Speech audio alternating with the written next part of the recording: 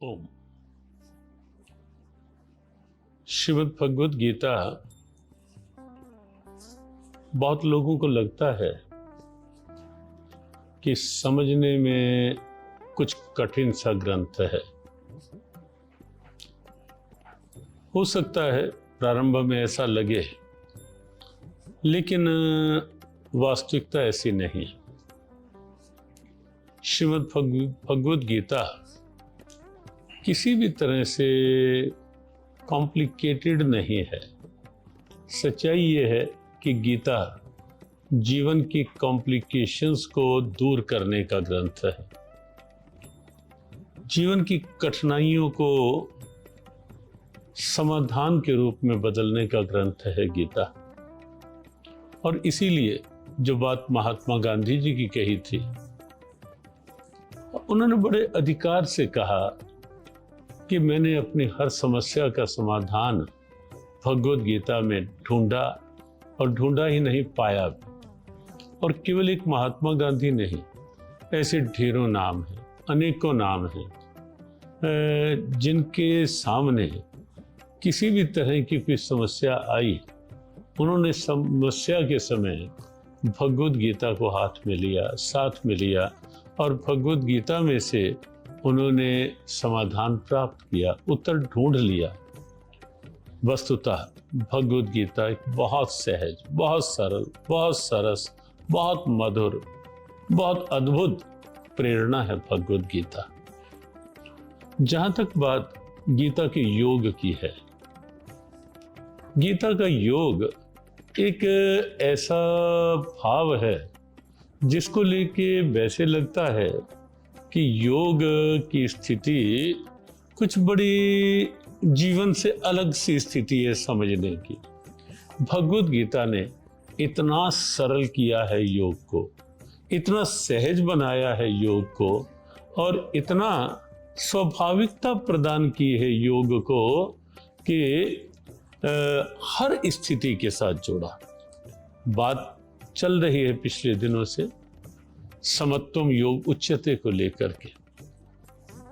कितनी सहज सी परिभाषा है, व्याख्या है। मन की समता का नाम योग है, मन की सम अवस्था का नाम योग है, बैलेंस्ड स्टेट, शांत स्थिति, उसका नाम योग है। और अब देखें भगवद गीता में इस समता को भी चिंतन में अगर लिया जाए, विचार और फिर व्यवहार के धरातल पर उतारा जाए, तो लगेगा कि गीता का ये समता योग जो है कि मन की एक सहज शांत स्थिति से लेकर विश्व बंधुत्व तक की दिव्यता, कण कण में वही एक चेतना, जन जन में वही एक चेतना, उस व्यापकता तक की सोच है गीता का। परिभाषाओं के रूप में देखें तो योग को अलग अलग भाव से गीता ने दिया, लेकिन हर भाव के मूल में आप एक बात पाएंगे कि अंदर की क्षमताओं का विकास। एक श्लोक छोड़कर ही दूसरे अध्याय के 48वें श्लोक का यह सूत्र है, समत्वम योग उच्यते। और एक श्लोक के पश्चात ही योग की एक और अद्भुत अनूठी परिभाषा प्रेरणा के रूप में, योगः कर्म सुकौशल, कर्मों में कुशलता योग है। अब देखें योग की ऐसी परिभाषा देख करके कोई भगवद गीता के प्रति यह संदेह बना सकता है क्या, ये प्रश्न उठा सकता है क्या कि गीता का योग कठिन है, गीता को समझना कठिन है? भगवान ने तो हर बात को, योग को कहाँ हिमालय की ऊंचाइयों से नीचे ला करके बिल्कुल एक व्यवहारिक धरातल तक सबके व्यवहार के साथ जोड़ दी, और खुली व्याख्या, उदार व्याख्या सबके लिए बिल्कुल एक इतनी अनूठी व्याख्या कर डाली कि हर व्यक्ति को लगे कर्मों में कुशलता योग है। Work efficiency is you. और कर्म में कुशलता जो भी जहां है, ये तो नहीं कहा ना कि ये कर्म या वो कर्म। बाहर से दिखने वाला कोई बड़ा कर्म भी योग बन पाएगा आवश्यक नहीं, लेकिन अगर भगवत गीता के भाव के साथ लेकर कर्म किया जा रहा है, भगवत गीता को निष्कामता को स्वीकार करके अपने कर्म के पथ पर हम आगे बढ़ रहे हैं, अपना निर्धारित कर्तव्य कर रहे हैं, तो दिखाई देने में एक छोटा सा कर्म भी योग की दिव्यता को पा सकता है।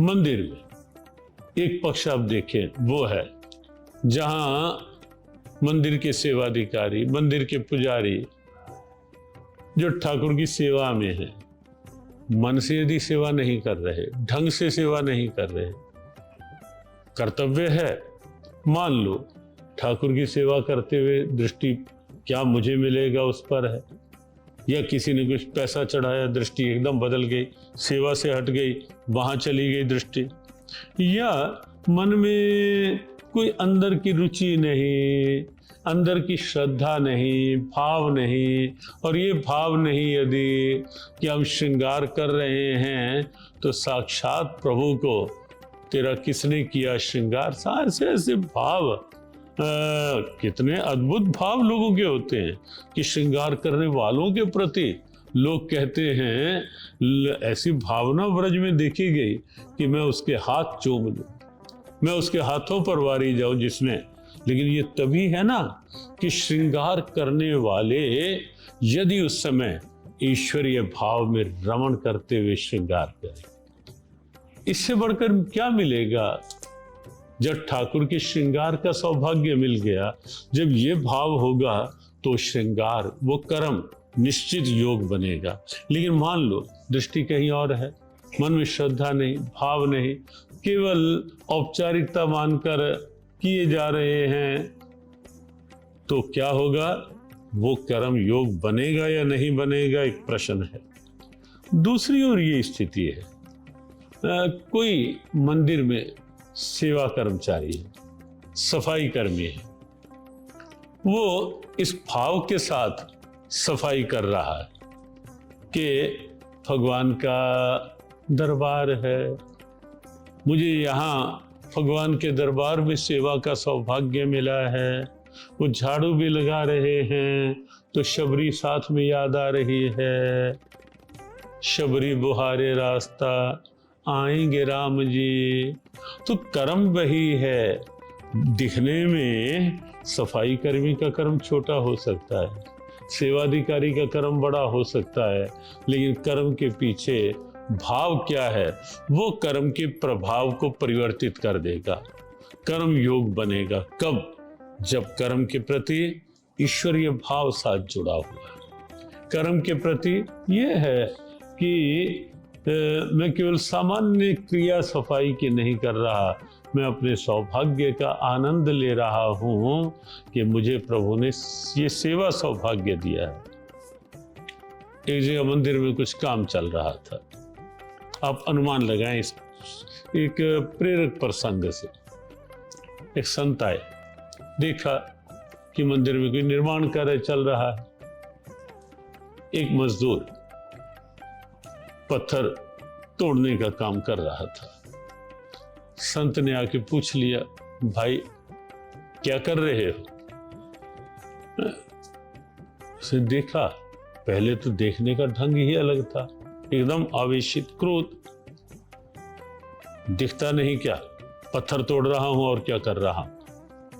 यद्यपि ये सत्य था कि पत्थर ही तोड़ रहा है, लेकिन संत ने एक अलग दृष्टि से पूछा था, लेकिन उत्तर देने का ढंग बिल्कुल बिगड़। संत चले गए आगे देखा, एक और मजदूर वही काम कर रहा है।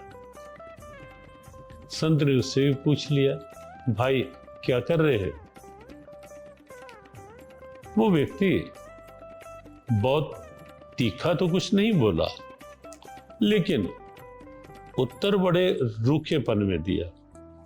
ये दो शब्द जो है ना, गीता का कर्मयोगी बनना है, यदि योग की साधना करनी है, यदि योग की उस दिव्यता को पाना है, यदि या गीता की इन परिभाषाओं के अनुरूप जीवन ढाल करके स्वयं गीता की परिभाषा बन जाना है, स्वयं योग की दिव्यता बन जाना है, तो कुछ चीजें साथ साथ समझते चले। ये जो प्रयास है इस रूप में गीता वार्ता का, ये प्रयास केवल आपको प्रवचन सुनाने का नहीं है, केवल एक इतनी सी समय अवधि पूरी करने का नहीं, ये प्रयास किसी और निमित्त से भी प्रयास नहीं, क्या प्राप्ति होगी, क्या मिलेगा, क्या होगा, ये प्रयास कहीं किसी और सोच के साथ नहीं, किसी और स्वार्थ के लिए भी नहीं।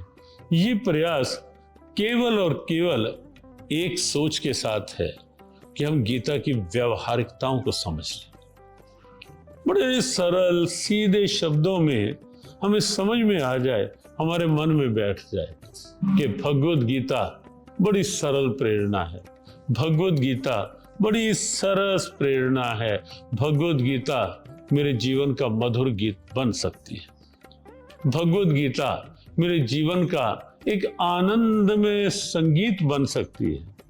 ये समझाने के लिए जन जन और आप सब जो सुन रहे हैं, नहीं सुनने या जो औरों को भी प्रेरित कर सकते हैं, आप सब सुने और सुनकर औरों को प्रेरित करें कि आओ आप भी देखो, गीता कठिन नहीं है, गीता सरल है। आप भी अनुभव करो कि गीता मेरे जीवन को निखारने का ग्रंथ है, संवारने का ग्रंथ है, सुधारने का ग्रंथ है, मेरे जीवन में आनंद भरने का ग्रंथ है, मेरे जीवन में शांति लाने का ग्रंथ है, और मुझे मेरे व्यवहार को योग बनाकर संपादित करने का ग्रंथ है गीता। और इसीलिए बीच बीच में कुछ संकेत करनी है, केवल प्रवचन ना रह जाए, इसलिए हम सब इसको साथ जुड़ने का प्रयास कर, गीता से जुड़े और जीव गीता के इन आह्वानों से जुड़े कि हम कैसे सरलता से गीता समझ भी पाएं और सौभाग्य मिले, अवसर मिले तो गीता को औरों तक पहुंचा भी पाएं, समझा भी पाएं। पहुंचाने का भी ढंग केवल इतना नहीं कि जबरदस्ती गीता को पकड़ाना ही है, गिनती पूरी करनी ही है, राह चलते को रखें गीता कोई आपत्ति नहीं, पकड़ें गीता कोई आपत्ति नहीं, लें गीता कोई आपत्ति नहीं, दें गीता कोई आपत्ति नहीं। बड़ी आवश्यकता है उपहार में गीता, उपचार में गीता, उपकार में भी, उपहार में भी गीता को लाएंगे। जीव गीता के ऐसे आह्वान हैं, गीता पढ़ेंगे और पढ़ाएंगे, गीता को जीवन का गीत बनाएंगे। शासन में गीता, प्रशासन में गीता, अनुशासन में भी गीता को लाएंगे। आहार में गीता, व्यवहार में गीता, उपहार में भी गीता बंटवाएंगे। बुराई नहीं है, लेकिन और अच्छा होगा यदि गीता को कुछ कुछ समझने की कला बना लेंगे, समझने की एक जिज्ञासा बढ़ा लेंगे। तो ये सूत्र बीच में इसीलिए दिए जा रहे हैं कि एक व्यवहारिक जीवन में परिवर्तन भी गीता के साथ आना प्रारंभ हो जाए। और इसीलिए जो एक योगा कर्म सुकौशलम को लेकर एक छोटा प्रसंग सुनाया जा रहा था कि संत ने एक मजदूर से पूछा क्या कर रहे हो, तो उसने बड़ा तीखा उत्तर दे दिया, दिखता नहीं पत्थर तोड़ रहा हूं। दूसरे मजदूर से पूछा क्या कर रहे हो, उसने तीखा तो नहीं रूखा उत्तर दे दिया, कहा करना क्या, मजदूरी करूंगा, काम कर रहा हूं, कुछ मिल जाएगा, घर में बच्चों की पालना कर लूंगा, रोटी खिला लूंगा, और हमें क्या करना। प्रयास करें जीवन में तीखेपन से और रूखेपन से बचे, जीवन को थोड़ा सरसता में आने दो ना, और गीता के सूत्रों को लाओ अंदर, गीता अंदर की मिठास बनेगी, सरसता बनेगी। संत और आगे बढ़े, देखा एक तीसरा व्यक्ति वही काम कर रहा है, उससे भी पूछ लिया भाई क्या कर रहे हो, तो उसने बड़ी प्रसन्नता से, आनंदित, आह्लादित, प्रफुल्लित, काम तीनों का एक है लेकिन भाव तीनों का अलग, बहुत प्रफुल्लित स्वर में कहा कि महाराज, आनंद ले रहा हूं अपने सौभाग्य का। भगवान के मंदिर में, भगवान के दरबार में मुझे सेवा करने का अवसर मिला है, मैं वो आनंद ले रहा हूं। संत मुस्कुरा दिए, कहा भाई, गीता का कर्म योगी तू ही है, क्योंकि तू अपने काम को कुशलता से करने के साथ साथ इसे भगवान की पूजा मान के कर रहा है, भगवान की सेवा मान के कर रहा है। तो आप देखें, योगः कर्म सुकौशलम, दिखने में कर्म कैसा है वो उतने महत्व की बात नहीं है, लेकिन कर्म किया किस भाव से जा रहा है, किस ढंग से जा रहा है, वो महत्व की बात है।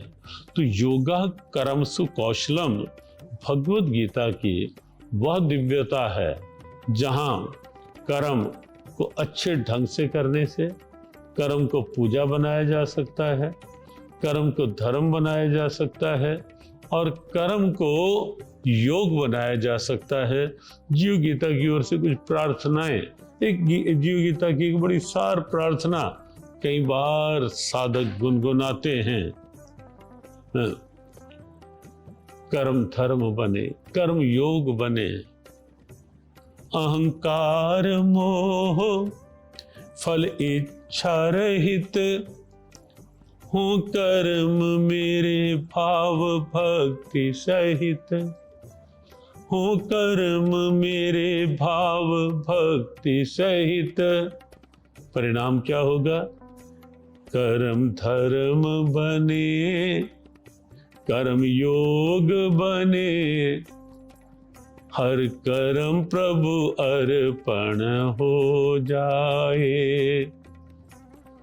श्री कृष्ण कृपा कर दो ऐसी, गीता में जीवन हो जाए, गीता में जीवन हो जाए, हर कर्म प्रभु अर्पण हो जाए, गीता में जीवन हो जाए, हर कर्म प्रभु अर्पण हो जाए।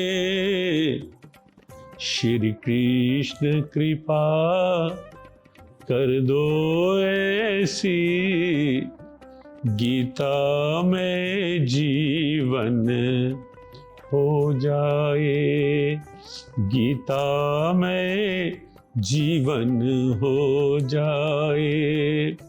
तो जीव गीता का प्रयास यही चल रहा है कि गीता अध्ययन में आए, गीता पठन में आए, गीता श्रवण में आए और धीरे धीरे गीता जीवन गीत बन जाए। प्रयास करते रहें, सुनते रहें, समझते रहें और मन से ये एक अवधारणा निकाल करके कि गीता कठिन है, ये अवधारणा निकाल करके कि गीता किसी द्वापर युग की प्रेरणा है, यह गीता केवल उस अर्जुन के लिए है, आओ अर्जुन बने, आओ गीता को समझने का एक निश्चय करें। तो निश्चित जब ऐसा निश्चय बना लोगे तो गीता जीवन का आनंद निश्चित बनेगी। जय श्री कृष्ण, जय भगवद गीता, जय गुरुदेव।